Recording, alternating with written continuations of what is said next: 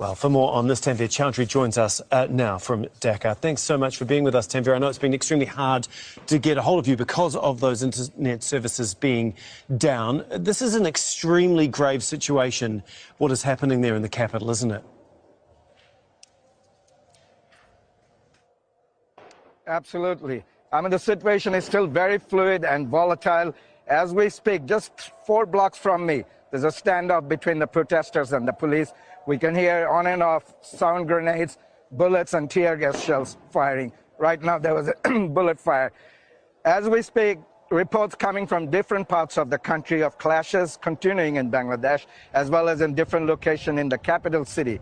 The worst situation for the people is this complete shutdown of the internet. That means you don't have access to ATM machine to withdraw money. You can't access social media. You can't communicate with the outside world. Even the telephone communication with the outside world is very, very slow and distorted. Now, we spoke to the ISP companies here. They told us it's because of government instruction to shut down the gateways. The government, on the other hand, is saying that it's due to a fire in the building that houses all the servers for the gateway. So we don't know which one is true, but the ISP stand by. They said we were instructed to shut down. This is to prevent the students to mobilize in the social media and to organize themselves. And also thousands of videos and images of violent clashes, dead bodies, injuries in the hospital. That was really making the people very unrestful in the country. When we were in the protest today earlier, we spoke to many of the people. Some of them were just general public participating in the protest with the students, showing their solidarity.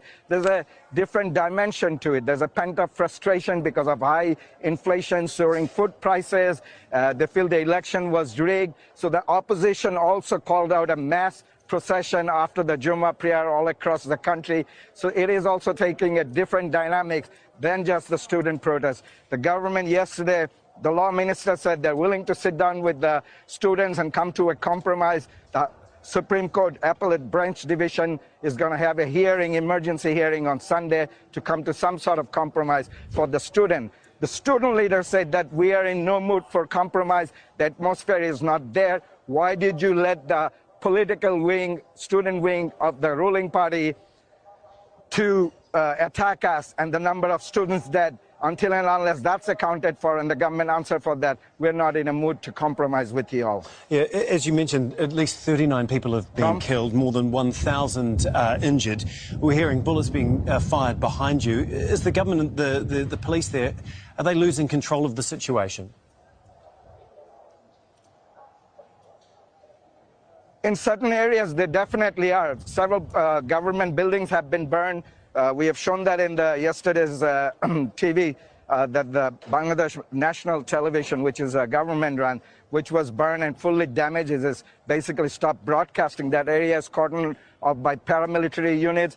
The government have deployed the Bangladesh Border Guard, which is a paramilitary unit, all across the country, because the police are not able to handle the pressure in different locations in different parts of the country, and putting tremendous pressure on them. And they're also very aggressive. In certain cases, the students are accusing, in most of the attacks, there are members of the ruling party who are involved, basically backed by the police attacking them. And that's really infuriating the students. Why are the government doing that and at the same time telling us to sit and compromise with them?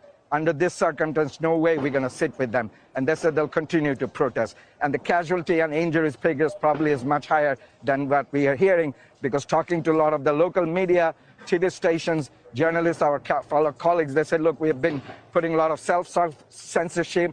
We've been pressured by the government not to air everything, and the live broadcast is totally canceled. We can only hear recorded live broadcast. So there's a lot of disinformation campaign as well, and we're not knowing entire truth unless the social media is back up again. Okay, thanks so much for all of that. Like this. Thanks so much for weeks all of that. Or even for months. Yeah, Tanveer, thank you so much for that. We'll definitely be keeping a close eye on things develop there over the coming hours. Tanveer Chowdhury for us in Dhaka.